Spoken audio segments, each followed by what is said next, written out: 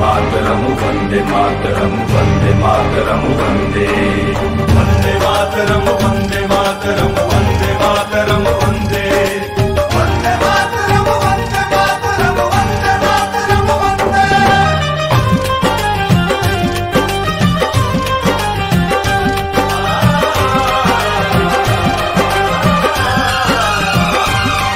मेरा रंग दे बसंती चोला था भगत सिंह ने बोला, जब भड़का क्रांति का सोला आसन दुश्मन का टोला।